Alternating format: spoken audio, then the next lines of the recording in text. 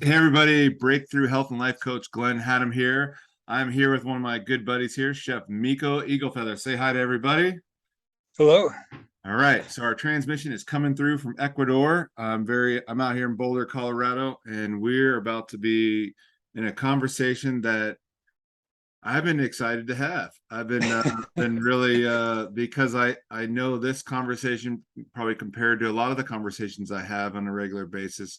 Um, it's usually when we get into the subject matter, it's there's a delicate dance or a conservative approach that maybe creates a too much of a buffer between what one can really have access to. There are these beautiful, I like to think of like rites of passage that can happen for individuals at different times in life. And I've experienced my own experience with, well, we're going to talk about some plant medicines. We're going to talk about food. We're going to talk about um, one's one's coming home. You know, you can talk about evolution, but we can talk about returning Yeah. returning to truth. And the man I'm speaking with here is someone I've known for, gosh, how many years have we known each other for? It's been a long time, and we're reconnecting Got to now. be at least 20 years. Yeah, and we've been I've been out of the country 7 years out of the yeah. US. So, Has it been and we knew seven each other years from, now? yeah, I left in 2015. Oh my gosh. Wow. Okay. Wow. And we've been through a lot on our separate paths, but similar paths as Yeah. we're reconnecting. It's pretty wild to be like, oh yeah, of course. But you know, it's really a very sacred conversation that we're about to embark on today. So I have a lot of respect for you and for audience listening in and the content that's going to be evoked from this conversation. Yeah, I was actually really excited when we reconnected to find out that you're still in on the same path, kind of, Yeah. health and fitness and positive change. And it was just really cool to see after losing contact for so many years that, how much you've advanced along the same path and that you still have some of the same themes in your life. It seems like so many people have made like 180-degree turnarounds and not always for the good. But so I was really excited to see that you're still doing what's passionate. Yes. Yes, I do. I'm doing what's passionate. I'm doing what's scary, as you know, and that's where we're most alive. Is going out to, you know, we have that very in common, like going out to our edges, you know, going places we've never been before. You Absolutely. know, you know, for me, I'm hearing you living in another country and the lifestyle and the things you've created from community to the experiences that are shaping your world experience and worldview. It's just, you know, it's I know it's exponential beyond the brief summary. So Yeah, it's been interesting. I mean, I'm very much a kind of go with the flow, and I believe that when, you know, opportunities present themselves, we have to be open to it.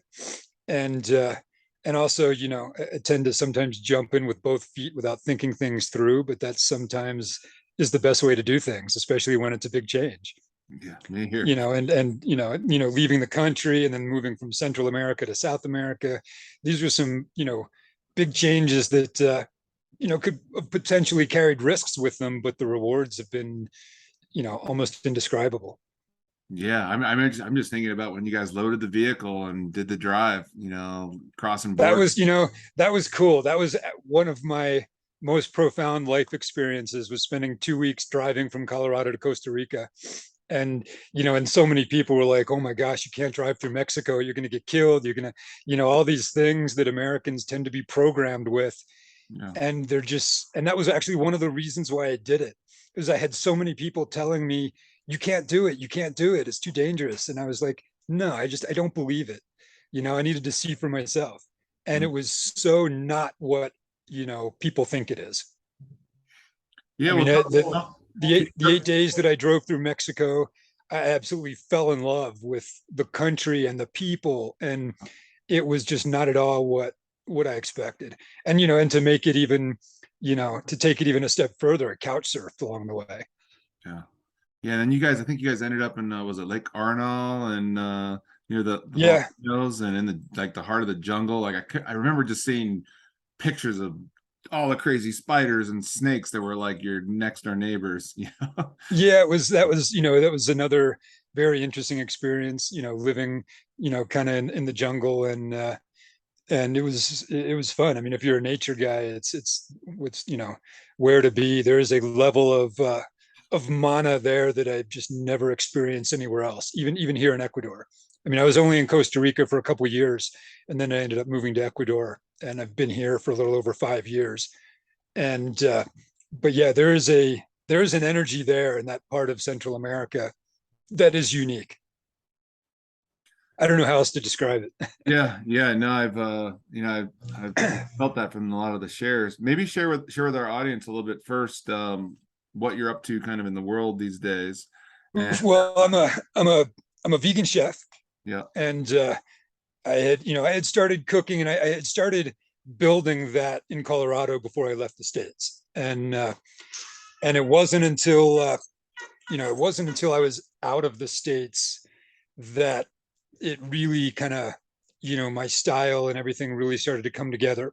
And I opened my first restaurant in Ecuador in 2019, and it was a small kind of gourmet family style restaurant. And I quickly realized that family style dining wasn't what I wanted to do. I wanted to do high end gourmet, kind of, tasting menus. And so after 6 months of doing family style dining and being very successful in 6 months, I relocated to Cuenca, Ecuador, which is the third largest city, and it's a foodie town. I mean, it's got nightlife, music, tons of restaurants, um, and so I came here to do more of a gourmet plant-based kind of concept, and got here just in time for the pandemic to lock everybody down. And so during the pandemic, before my restaurant was open, I had a lot of time to kind of think about the concept and things. And my other chef, who's my now my partner, in and out of the kitchen, Chef Annie. She's an amazing pastry chef and chocolatier. She's from Germany, and she's the other half of the creative team here at El Oasis. And what we realized, through the pandemic, and is that something was missing, and it was that sense of community. And people here in Cuenca, there are over 10,000 expats living here, and a lot of Thai Americans or Europeans who live on a limited income, and they live by themselves. And as the pandemic began to end, we realized these people have been isolated for so long, and they're alone and they're isolated. And so this idea of doing a group seating concept, where we seat 12 people per night. And so, people that come, they know they're going to be sitting with people they don't know.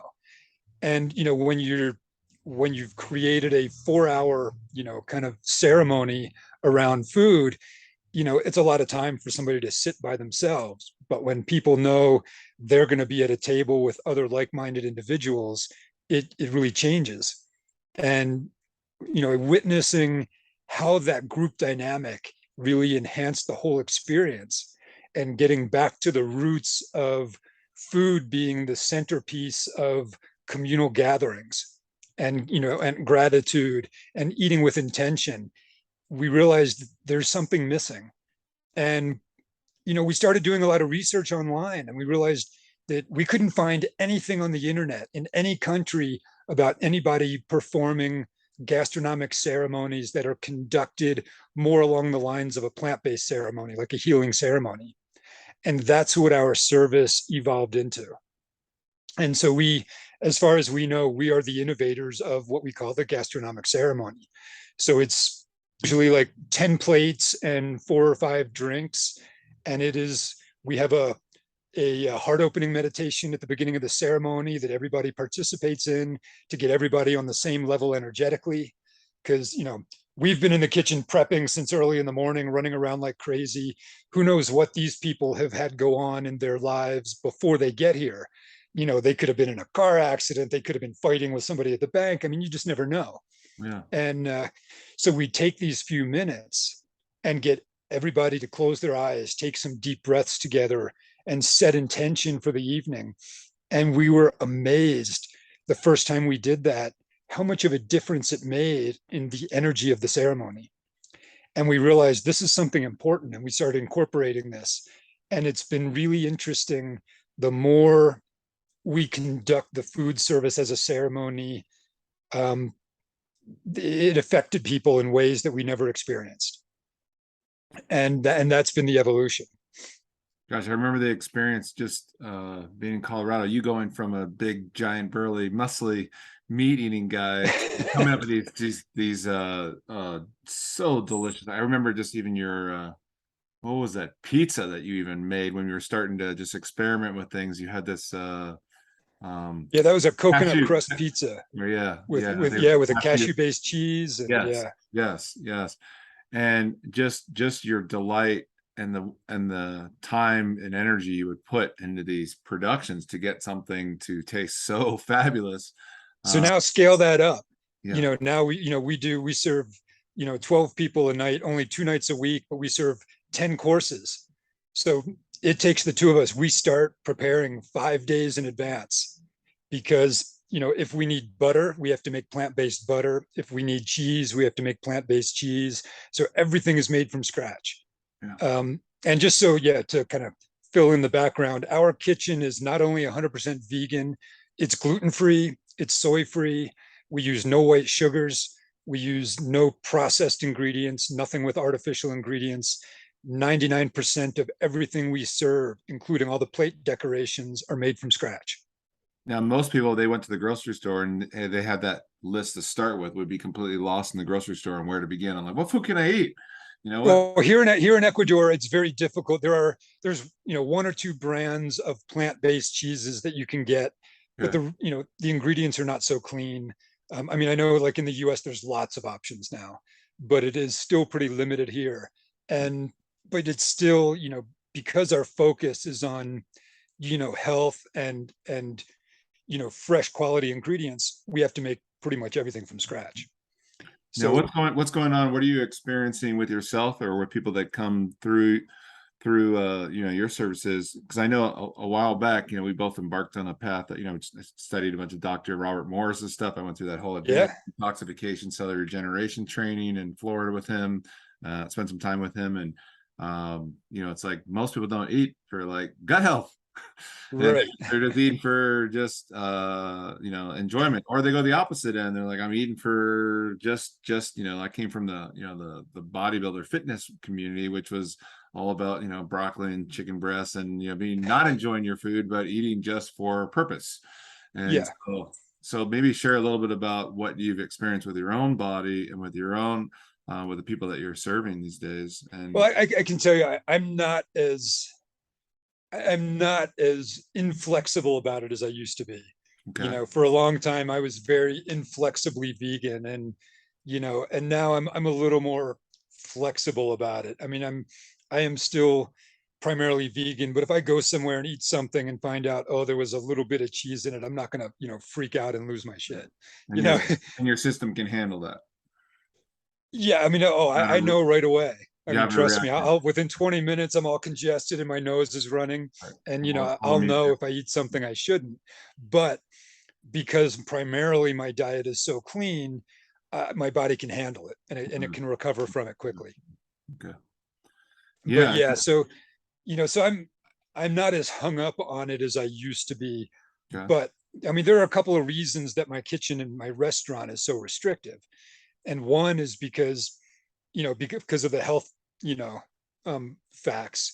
The other is because by maintaining my kitchen that restrictive, it allows the most people to come and enjoy what I do without having to deal with substitutions, because I don't offer substitutions.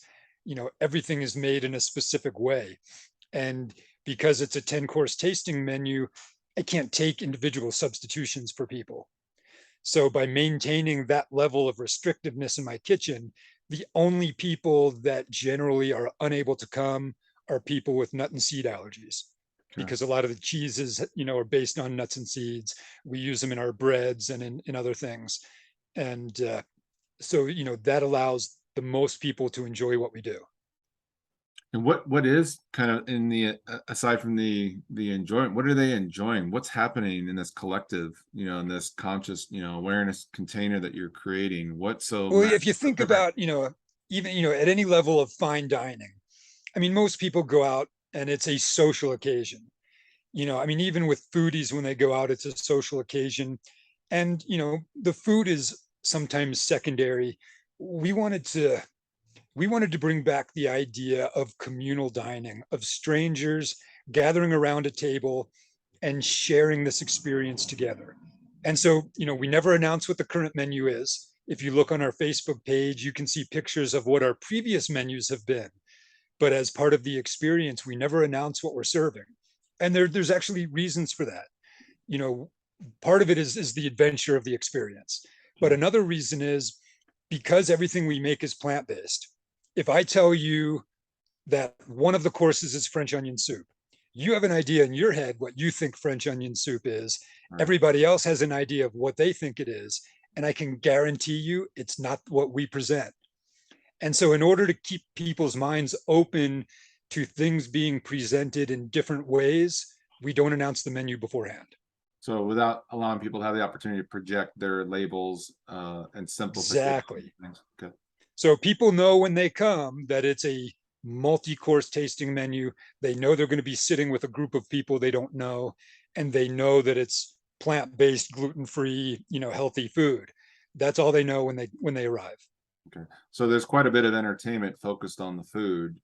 So they're coming in for this It's experience. about, yeah, and I wouldn't even necessarily use the word entertainment, because it's about, it's celebrating gratitude and intention. It's about getting people to, take enough time out of their hectic life and actually think about what they're shoveling into their mouth, to slow down, take your time and eat with intention. Right. And we do that. I mean, we invite people to set an intention for the evening, or, and to hold gratitude for the evening. And that's part of conducting it as a ceremony. We hold, sacred space. When we start working in the kitchen, we smudge ourselves. When the guests come in, they're smudged before they sit down. I mean, we cleanse the energy of the individuals and the space itself. And so we really put a lot of focus on this. And at first, I thought, I was worried that kind of these spiritual aspects would put a lot of people off, you know, and but actually people really appreciated it.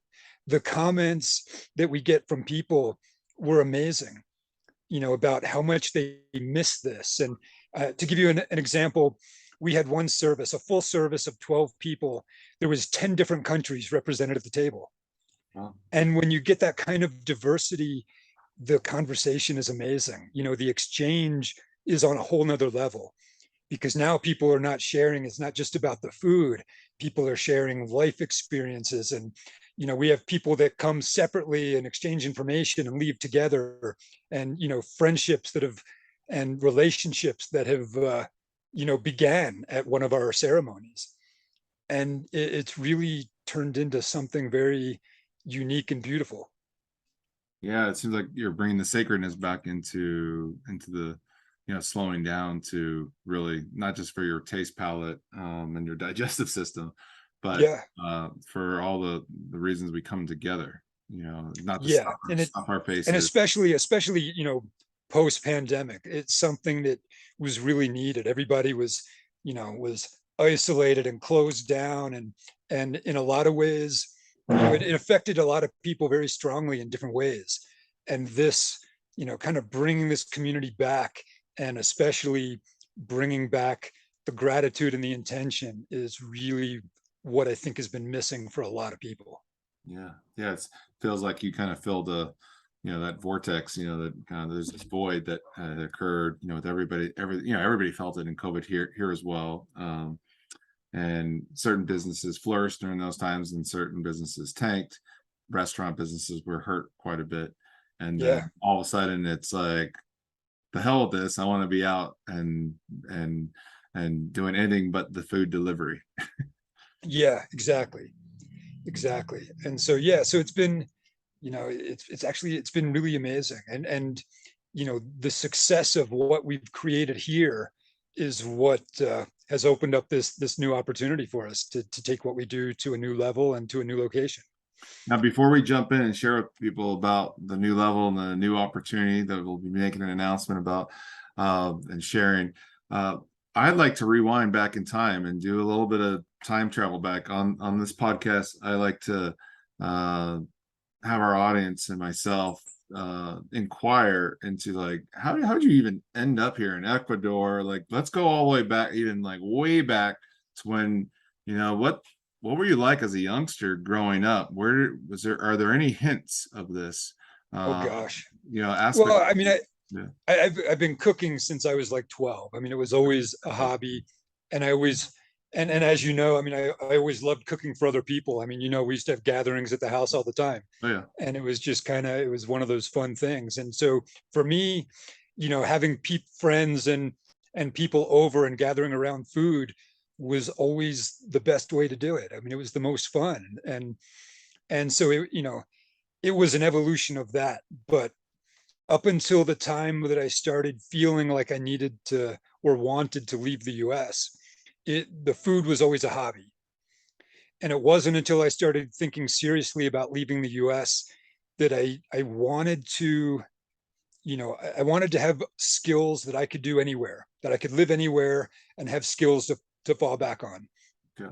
And that's when I really started devoting more time to the kitchen and to finding my style and creating my flavors and doing things like that. And I never really thought that what I did would really be that popular. I mean, I cooked for me. I cooked what I liked, for the way I liked things. I never really thought about whether or not other people would like it, or let alone that other people would be willing to pay, a fairly serious amount of money to Yeah. eat what I create. It's still, to me, when I think about that, it's kind of a strange feeling, Yeah. So you really kind of because just I still prepare things that I like the way I like it. right. Yeah, you're still always following what makes sense for you without the end goal in mind of like, hey, how do I, necessarily make money at this? It's just like these are things I really love creating. You're following Yeah, your creative nature. yeah. I'm curious also, like from the sacred piece of things, as far as your path as well, how that kind of got started as well too. Because I know you from gosh, years back, from doing sweat lodges And to Sundance, yeah. and just That was the beginning of of my you know kind of spiritual evolution, I guess, was when I was invited to do a Lakota Sweat Lodge and Lakota Sundance, and that really set me on that path. So when I and leaving the US and coming to some of these other natural areas where the energy is so intense, um you know those experiences still are stick with me a lot. And it's been really interesting, especially here in Ecuador too. The more I learn about the indigenous culture here and the Andean culture, the Quechua people, um, there's so many common threads between like Lakota and the Andean. You realize that you know the physical distance apart, these people have very strong common links and beliefs, and even customs are similar. And so it was easy to kind of tap into that because it felt so natural coming from the Lakota ceremonies. yeah. Now I've done a number of, since I've last seen you, I've got into doing Lakota sweat lodges on a regular basis, sporadically, but I've done quite a number, and a lot of respect for the community and the what's possible, even just on a superficial beneficial level of just sitting, like coming into a meal, sitting down and slowing down and being here, and like going into the mother's womb and seeing Yeah. what needs to happen. What drew you to this type of kind of wanting to being curious about what's beneath maybe the superficial, this illusory world, like what? Yeah, I don't know. I think it was part of always just kind of being a seeker, Okay. looking for that, that, underlying truth to why are things the way they are.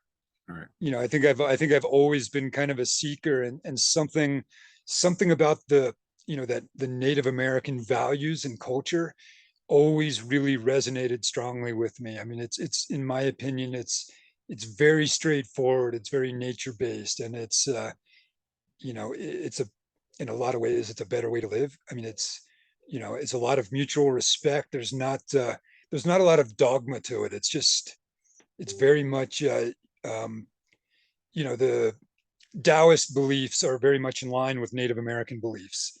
It's pretty much, kind of like the golden rule thing. It's, treat others the way you want to be treated. It's be respectful. It's, basically just don't be a dick, I mean, it's not anything great, um, but there's something in it, in the root of it, that has always really resonated with me.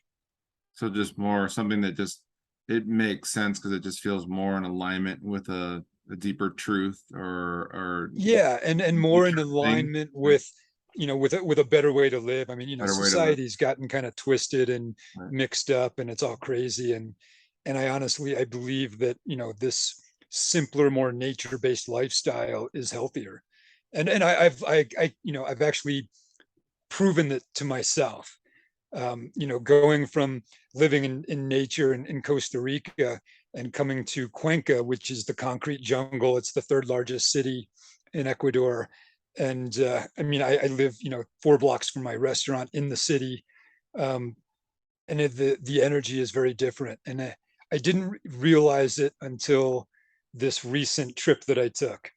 And then where I got out of the city for 10 days, and I realized, wow, it really is.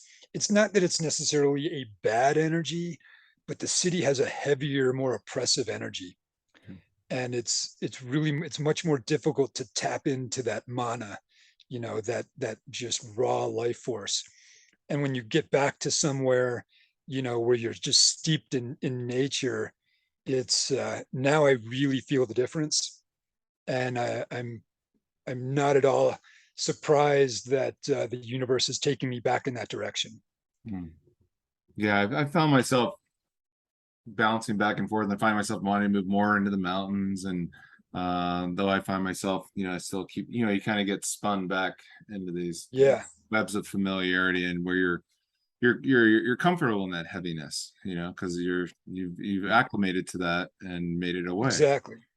But when you get away from it long enough and you're saturated with nature's elements more in a raw level, there, and you're able to get quieter and listen more, there's something, like I said, it's not right or wrong. It's just there's more of a, you can experience nature's balance. And Yeah, and it's different for everybody and where everybody is on their yeah, path. You right, know, right. So it all depends on what level of your, let's say, your consciousness, or just what is resonating, depending on where you're at in your pace and your rhythm and yeah. your I mean, lesson. for me, I have no doubt, why I ended up here.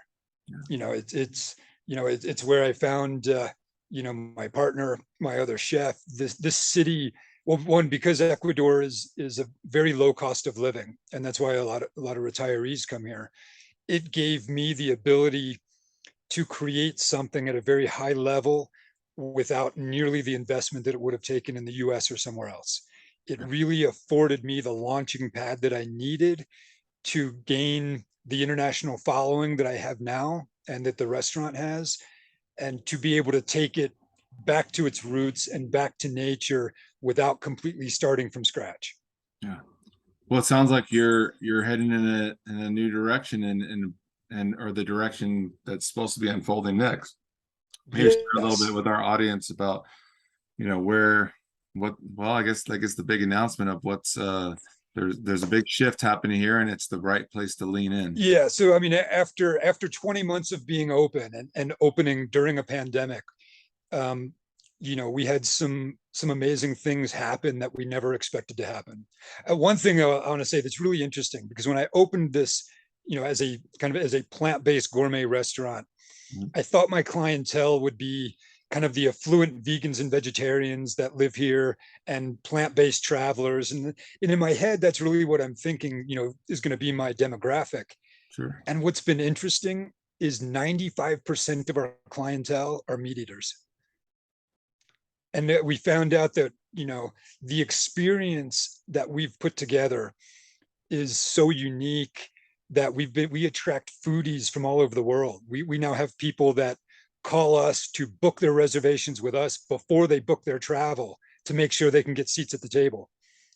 And I never expected that we would cross that barrier from, just being a plant-based restaurant to being a foodie destination. And Yeah. that's really been interesting for me, because for me, that's the most fun thing in the world. I love when come out and we start the ceremony and everybody, introduces themselves. I love when these guys say, I knew it was a vegan restaurant. I didn't want to come. She made me come. They're Mhm. my favorite clients. Yeah. And usually by the second or third course, they lean over and they're like, I am so happy I came. It's really fun for me to have people that are so jaded about plant-based healthy food, and then to be able to turn them completely around in one night and open their eyes to the fact that, oh yeah, it can be delicious and rich and satisfying and still be healthy. Right. Because they've had these experiences where it's just like, okay, I'm gonna have the plant stuff here, but I'm gonna have my main course is gonna be the meats, and so Yeah, to have them, instead of like coming in and having to wow them, well, how they are not gonna need the meats, but actually wow them that like they're just gonna be fulfilled from like an incredible experience and meal that not just on their from their palate, but they're just going to have enjoyment with the food and the creativity. That what's it's like bringing the, for a lot of people, it's like when you bring the spice to something, and yeah. what comes alive and what's possible. It's like they've just gone down a corridor they didn't even know was like there. It's like something I'm picturing over there your space with a beautiful wall texture in the restaurant there, that like, they just kind of like turn this corner and you're just like, I didn't even know this was It here. is, and we, I mean, we have a very special setup. Our tables have a fire in the middle, and so, for ambiance, and also because we're in Ecuador, it gets chilly at night, so it creates a nice warm environment in the dining room. And I had tables custom designed, so that 12 people can sit and everybody's close enough that everybody can communicate with each other without having to talk too loudly or yell. And so everything about our space is conducive to our concept, you know to bringing people together and to be able to share and communicate openly with each other. Now And I can only imagine how hard it is to try to recreate that franchise in the neighborhood. But how would you take this vision and take it somewhere, further down the street? We're talking like maybe even a country over. So yeah, I mean, it's the same way. I mean, we'll have to have, probably have to design some new tables, but because we've done it once now, we're not doing it for the first time. yeah. We know now exactly what we need to get started, at least at the level we're at. Yeah. And then, we can slowly elevate things to the level that we want to be at. And And what does that look like as far as some of maybe the new elements that you're wanting to bring about with this new vision? well, I love dabbling in molecular gastronomy. We love, to present things in unique ways with different textures, different colors, things that, you know, people are so used to eating with their brains, not their mouths. Their eyes see something, your brain says, oh, this is what that tastes like. And before the food ever hits your mouth is already pre-programmed to what it's supposed to taste like. So Absolutely. by changing the color or the textures or the presentation of common foods, it forces people to actually stop and think about what's in their mouth and think about, okay, what am I tasting? What is this texture? What is this flavor? And that's part of our experience. And so by incorporating elements of molecular gastronomy into what we do, we can do that. We can change the textures of things and present things in very unique ways. And Can can you share this maybe an example of like what kind of goes on in the kitchen, how that arrives at the table? well, like, I mean, One big one of example our, of that. Yeah. yeah, I mean, like, we typically do one of our amuse bouches is usually a fully molecular amuse bouche. So it's It's like a molecular egg. So there's a white foam that will be flavored somehow, and then there's a sphere, usually an orange colored sphere that's nestled inside the foam. And this is a liquid filled sphere. It's got a thin membrane around it. And this is part of the molecular gastronomy, is to be able to create, like, do spherification and create things like that. And so you have this, a spoon with what looks like a tiny raw egg in it. But when you put it in your mouth and you bite into the sphere, the liquid comes out and you get this kind of explosion of flavor. And, you can change it. It's easy to change the flavors. And so it creates a different experience each time. So, Wow. your eyes look at it and see something that your brain registers as an egg. But when you put it in your mouth, it's completely different. And it's that kind of thing. It's fooling the mind into having to actually be present with what you're eating.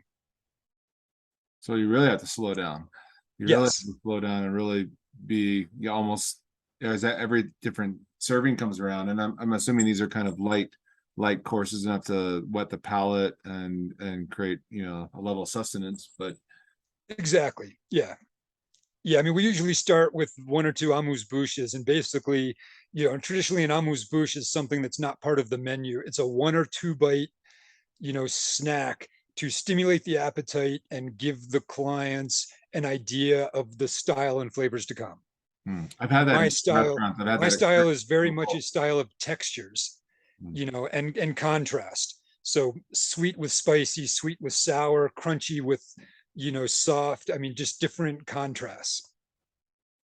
So really just a lot of thought. So where does just like someone writing a song, where, are they writing the lyrics first? They writing the melody first? Like That's exactly what how I describe creating a menu. It's creating a menu for me is very much like, writing a symphony.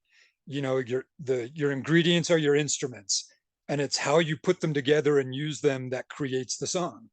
Hmm, So, I do put a lot of thought into my menus. I mean, since we've opened, I've created 24 different menus. We've not repeated a menu since we've been open. wow. And that's also a kind of a personal challenge to keep me in the creativity and constantly thinking how to do things differently. Um, And so, we where are may these we may menus use going to the same live? ingredients, Where are but these present them menus? into Where are these menus living? These 24 menus? Like, where are these written down somewhere? And where can we find these online? yeah. I have a couple of notebooks that I keep very, very well. Yeah, there's a chef's book coming at some point, maybe. So maybe revealed, maybe a chef You never training, know. Yeah. chef training. But sometimes, I look at what's available seasonally. So like here in Ecuador in December, it's cherry season. He's woven our December menu.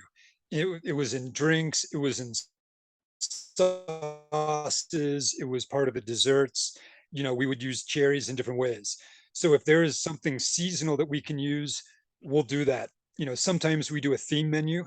Mhm. We've done a Mexican menu, we've done an Italian menu, we've done a South American menu. We did a kind of an American style grill menu. So sometimes we have a theme, or sometimes it's just, you know, an ingredient that will kind of weave throughout the menu. But I put a lot of thought into, kind of the flow of the menu and what is served first, what is served, in what order to kind of build up and then come down towards, at the end of our ceremonies, we actually have a mini cacao ceremony that's comes after the dessert. So we have a lot of facets to what we do. And so I really like to control the flow. And so I do put a lot of thought into the menus. I'm almost picturing. I've done cacao ceremonies where I've lied down while someone's beating a drum or doing Reiki, and I'm just trying to picture. Are these reclining chairs at some point? Like, what's the? No, but we do have very comfortable chairs, because it's a long service. That was something that was really important. But our cacao ceremony is a 3-part ceremony. Um, my partner, Chef Annie, she's an amazing chocolatier. She does these amazing, beautiful. She's also an artist. She does these amazing, beautiful painted bonbons. Hmm. We have to import, good quality plant-based colors because you can't get those here. And so she's kind of taking the plant-based chocolate making to a level that I've never seen anybody else do. and so she's also our ceremonial facilitator. She has experience conducting plant ceremonies, and so she's taken her experience conducting ayahuasca ceremonies and San Pedro ceremonies and adapted that to a healing food ceremony. Mm. And we do incorporate a lot of medicinal herbs and plants into what we do. And, most vegetables that everybody eats have amazing healing properties. And so by focusing on that and bringing that to people's awareness, it brings those properties to the forefront. It's no longer, yeah, I'm just, stuffing my face with broccoli and peas or whatever. It's, this broccoli is providing, protein that I need. It's providing fiber. It's providing nutrients. It's about, using things that benefit the body. And with my background from Dr. Morse in detoxification, I have a little more awareness about, food combinations Yeah. and things like that. So we are very selective about the ingredients we use, both the types of ingredients and the quality of those ingredients. And And you that need to all goes digest the into health. the Yeah. experience. So like so it's coming from the root of like I mean, there's it's considered one of the brains is the gut. And so eating Exactly. from that intelligence as the basis, and then eating from the art form of the, that goes into, each of these creations. It's like not following standard rules, but Yeah. And most of what we do is grain free. Like okay, all the breads that Chef Annie makes are okay, grain free, not just gluten free. I yeah, think in the 2 years we've been open, I mean, we live in the heart of quinoa country. I mean, this is where quinoa comes from. yeah, It's a very old traditional food here. And I think, in the 2 years we've been open, I think we've served grains on our menu twice. And it's been, quinoa. I don't like to use rice, yeah. but so everything we do is, 99% grain free. So it's easy to digest. It's, fresh local ingredients. And that's important. Yeah, I mean, I can recall, gosh, what was the name of that sushi place we used to go to back in the days, and so taking white rice out of the diet, the sticky rice, the yummy rice, and Yeah. placing these things. Often people go to a vegan diet going, okay, how do I create a burger or hot dog, texture or something, and I think they miss out when they're just trying to somehow still keep those things being somehow recreated with the vegan, but there's so much more where you've taken it. Yeah. And, for me, the turning point for me, especially going plant-based, was when I stopped trying to recreate meat. When I came to the realization that, okay, if I truly want to be healthy, it's not about fooling my body into thinking it's eating meat. It's about accepting the fact that meat really isn't as healthy for us as we may believe. And it's just a different thought pattern. And it's great. I mean, I know there's a lot of people that are vegan for the environment and they're eating plant-based meats to save the animals and this and that. And that's fine. I don't have a problem with that. And, and I don't have a problem if people choose to eat meat. In fact, real meat in some cases is actually healthier for you than some of the horrible plant-based alternatives that are out there. Right. But, coming from the perspective of health, it was, it was looking at it in the way that I don't need to fool myself into eating meat. I just need to create amazing plant-based creations. And the fact that 95% of our clientele are meat eaters tells me that we're succeeding at that. Because at the end of the night, they're fully satiated. They're not hungry. They're not wanting to go out for a second meal because they, didn't get enough to eat. And they're usually quite surprised at how full they feel just from a plant-based meal. Without experiencing heavy like gut inflammation. Exactly. And that's, because most plant-based restaurants, well, in the States and everywhere, rely heavily on gluten and soy Boy. and, rice and things like that to provide the bulk. And you don't need that. You really don't. And getting away from those ingredients and relying on just, whole food plant-based ingredients is really more satiating and easier on the body. Yeah, and what is your experience with some of the negative impacts when someone decides to overindulge on like quinoa? What can quinoa be doing as far as damaging internal organs and Well, I think, I mean, compared to a lot of grains, I think quinoa is definitely one of the better ones. or, It's not as acidic as some. It's not, you know, I mean, it's high in protein, but it's not, too high. It's quinoa and buckwheat are actually two of my favorite grains, and buckwheat is not technically a cereal grain. So I think it's actually the best one. It's also the most alkaline of any of the grains. Quinoa is my second favorite because it's not really a commercial grain, at least here where we live. It's grown locally. or It's local farmers that grow it. So the quinoa that we get is not produced on a mass scale.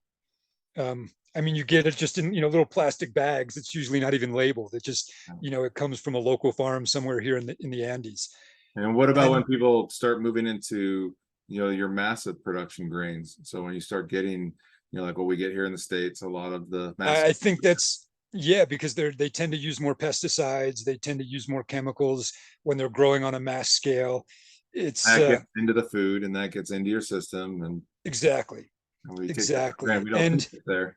I mean, I can speak for me personally. I mean, because I eat very few grains, if I eat something with grains in it, within 20 minutes, I'm congested, I get kind of sniffly and, and I know, by the next morning I'll be fine, but I know if I eat something like that, I'm going to feel it.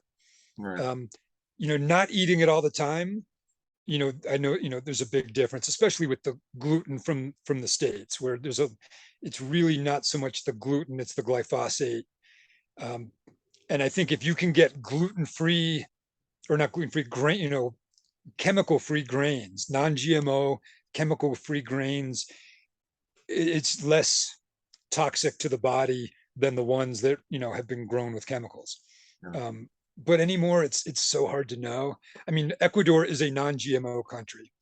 The other nice thing about that I like in Ecuador is any packaged product that has GMO ingredients in it, it is mandatory that those ingredients be on the label. It has to say that this Right. product contains transgenic ingredients. So it is against the law to do some of the things here that they're allowed to do in the US. Yeah. Um, so here, if you go to a regular grocery store, you can look at the ingredients and if there's anything transgenic in it. But at the same time, for me, I would just rather avoid those things. I would just rather avoid the grains and eat what I know is good and not even have to deal with it. And I don't miss it. I mean, it's not like I miss having those heavy starchy grains. I mean, I know if I eat them, I'm gonna feel like I have a weight in my gut for about 24 hours. It's just gonna move through my system much slower. It's gonna slow down the digestion of everything else I eat that day afterwards. And I know what to expect because of my experience. I think for people who don't eat so clean all the time, they may not notice as much of a difference. So more numb to it, and accustomed to, like, I'm just supposed to feel, after I ate a burrito, I'm supposed to take a nap, Yeah, exactly. So, Exactly. so how would folks get a hold of you with what's transpiring now? And if they wanted to, like, I don't know if does your website have photos of the food or Well, we don't, our website is not up and running yet. That will be up hopefully within the next month. Right now, everything is through Facebook. So we have a Facebook page Okay. that's it's LOS's Cuenca. And there's a pin post at the top that has all the information in both English and Spanish about who we are and about our concept and how it works. And then if you scroll down through the posts, at the end of every month, there's a summary of what the menu was for that month with pictures. So yeah, there's lots of pictures and things to see. Um, one of the things that we were really surprised and really kind of showed us that we're on to something is after 20 months of being open, we hit #1 on TripAdvisor in Cuenca, which is really huge for us. I mean, there's 700 restaurants on TripAdvisor. It's a wow. huge, Cuenca is the city and the surrounding area is close to 1 million people, a little over 800,000. So it's a good sized city. That's it. And I mean, we're the only plant-based restaurant in the top 40. And to hit #1 in a culture that is steeped in meat and dairy was really amazing. That's rad. That's just awesome. And that's really what opened up the door to this new opportunity was that success, you know. And so yeah, it's just it's been kind of a crazy ride. yeah, and it's gonna get crazier.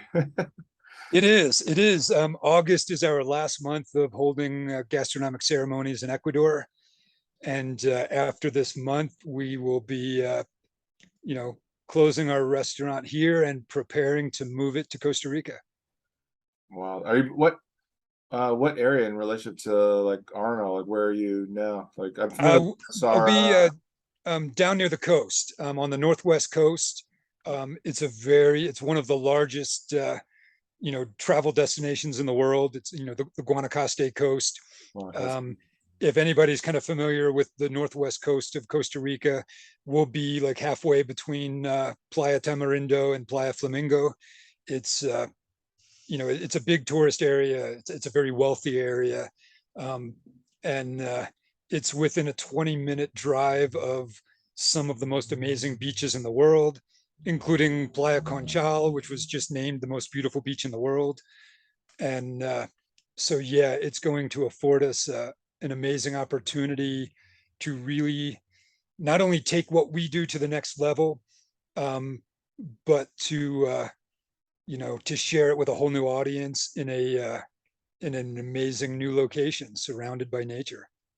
Yeah, now are you trying to attract still the heavy continuing this direction with these meat eaters that are like, I'm gonna, move, embark on this quest, or are you finding that from your experience in being in Costa Rica that there's still also another audience that you're wanting to, a specific audience that you want to attract in? It's going to be interesting. I think, you know, a lot of our clientele will be travelers, you know, kind of more affluent travelers, because, you know, it's, you know, I'll be honest, when we open, we will be one of the most expensive restaurants in Costa Rica.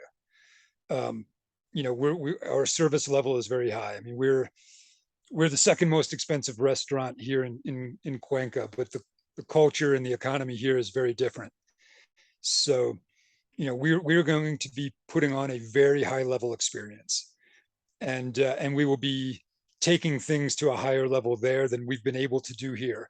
One, because of its physical location, we have easier access to specialized products that are only available in the US and places like that. Yeah. Here, it's very difficult to get some of the really specialized products that we would like. Yeah, because Costa So Rica has a lot of expats. I mean, you got a lot of access to. a lot of expats, you know, it's, you know, a higher cost of living. And so when you have people that live in a higher, you know, income bracket, they like to have other products available. So there are more of those kinds of things available. Yeah, And so, you with manufacturing what you need to. yeah, I mean, that will open some doors to us. Big It's time. also much easier to travel in and out of Costa Rica than Ecuador. I mean, you know, like, you know, this is a place that you don't end up by accident. You make a point to come here. You know, I mean, getting here from the US is usually a 2-day adventure. Yeah. Getting to Costa Rica from the US, you can be there in 3 hours, you know, and there's a lot of direct flights. So it makes us more accessible. And that's another key thing. We will be an hour from the closest international airport. So, you know, that's a key thing, is because our clientele, honestly, is the kind of person that books their travel around food experiences. Right. Our clientele are the people that will book their reservations with us months in advance. They're going to fly in on a Friday. They're going to have their experience on a Saturday, spend the weekend or maybe more in the area and fly back out. I mean, it's that kind of traveler. And so having that ease of access is really important. Well, I know, myself, I'm just, we'll have to have you back on for another podcast at some point again here soon, as things open up. But I know our audience here, definitely love, again, maybe tell us one more time how they can find you on Facebook and Yeah, El Oasis Cuenca. If you LOS. just do a search for El Oasis Cuenca, Yeah. you'll find the restaurant page, and you can scroll through and look at the posts and pictures, and there's lots of information about what we do. there's, we've had numerous videos and stories written about us, and there's links to all of those if you scroll back. But and here later today, will be our public announcement of what's going on. So by the time your viewers see this video, it will already been announced publicly that we're moving. So Well, I'll be yeah. excited to join you down there. I know I got Costa Rica listed on my list here of surf spots and great food. And I've already had your food many years ago, so I can only expect the evolution of it has just come to. Oh, come it's through. changed so much. Actually, it would be so cool to have you come Yeah. and see the evolution of where I started and where I am now. Yeah, yeah, absolutely. Well, taste the evolution. So, well, I just want to say thank you for being with us today. And yeah, it's not often I've had other chefs on the show, and yeah, you guys just have a very special way of like experiencing the world, and the way you create, and the way you play and dance with life. And it inspires me to almost like, oh, I got to get myself into a chef school or something here at some point. So we'll see when you open up your school. You just gotta come down and help out Yeah. in the kitchen for a little while. That'll be fun. That'll be up for that. I would love that. I would love that. I'm gonna take that invitation. I want to say thank you to the audience, and we'll see you on the next episode. Just stay tuned for the next one, and yeah, hope you enjoyed sharing today. I think Mico, you've got yeah, a beautiful gift you're sharing powerfully. And that's a lot of folks we have on this podcast are just people that are really following their calling. They've listened to some of the nudges that have kind of shaped them and moved them in the right direction, and that might mean follow your crazy off to another country and then to another country, and you got to just follow that and just trust. Absolutely. And there's intelligence working behind the scenes to ensure your path. So I try to be aware when the universe gives you signs, and when those doors open, it's always a choice, and yeah, it's fun to go through those doors and see what's waiting on the other side. yeah. Well, I appreciate you, brother, and I just want I to say appreciate it. It was great to reconnect, and yeah, and look forward to more. Yeah, we'll look forward to more. And thank you, everybody, and we'll see you guys soon. Okay, bye-bye now, everybody.